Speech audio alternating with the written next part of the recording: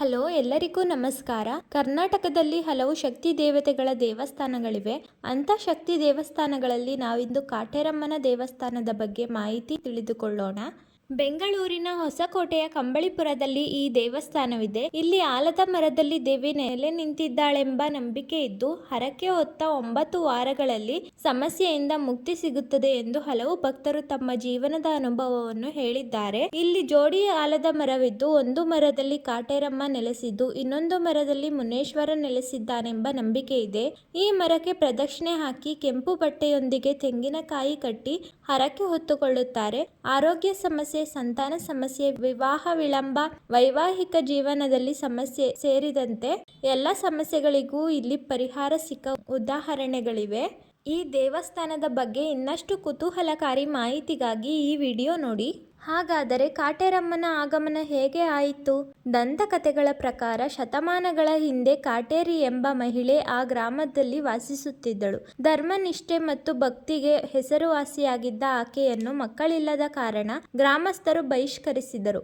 ಅವಮಾನವನ್ನು ಸಹಿಸಲಾಗದ ಕಾಟೇರಿ ಗ್ರಾಮವನ್ನು ತೊರೆದು ಕಾಡಿಗೆ ಕಣ್ಮರೆಯಾದಳು. ವರ್ಷಗಳ ನಂತರ ಕಾಡಿನ ಬಳಿ ತನ್ನ ದನಗಳನ್ನು ಮೇಯಿಸುತ್ತಿದ್ದ ಕುರುಬನೊಬ್ಬ ವಿಚಿತ್ರ ದೃಶ್ಯವನ್ನು ಕಂಡನು.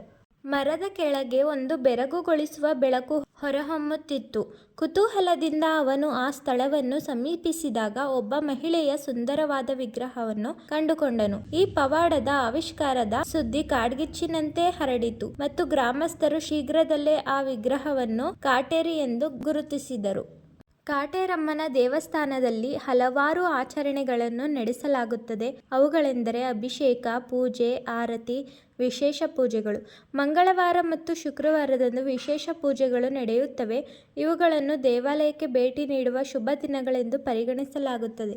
ಈ ದೇವಾಲಯವು ಸುಮಾರು 300 ವರ್ಷಗಳಷ್ಟು ಹಳೆಯದು ಎಂದು ನಂಬಲಾಗಿದೆ ಮತ್ತು ಭಕ್ತರಿಗೆ ಆಸೆಗಳು ಮತ್ತು ಆಶೀರ್ವಾದಗಳನ್ನು ನೀಡುವಲ್ಲಿ ಇದು ತೊಡಗಿಸಿಕೊಂಡಿದೆ. ಕಾಟೇರಮ್ಮ ದೇವಸ್ಥಾನವು ಪ್ರಬಲವಾದ ಪ್ರಬಲತೆಯನ್ನು ಹೊಂದಿದೆ ಮತ್ತು ತೆಂಗಿನಕಾಯಿ ಕಟ್ಟುವುದು ಮತ್ತು ದೇವಸ್ಥಾನಕ್ಕೆ ಪ್ರದಕ್ಷಿಣೆ ಹಾಕುವುದು ಮುಂತಾದ ನಿರ್ದಿಷ್ಟ ಆಚರಣೆಗಳನ್ನು ಮಾಡುವುದರಿಂದ ಅವರ ಜೀವನದಲ್ಲಿ ಸಕಾರಾತ್ಮಕ ಬದಲಾವಣೆಗಳು ಉಂಟಾಗುತ್ತವೆ ಎಂದು ಭಕ್ತರು ನಂಬುತ್ತಾರೆ.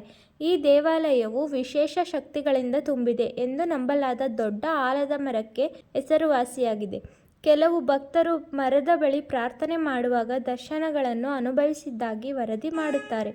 ಧನ್ಯವಾದಗಳು. ಈ ವಿಡಿಯೋ ಇಷ್ಟವಾದಲ್ಲಿ ಲೈಕ್ ಮಾಡಿ. ಮುಂದಿನ ವಿಡಿಯೋಗಾಗಿ ಸಬ್ಸ್ಕ್ರೈಬ್ ಮಾಡಿ.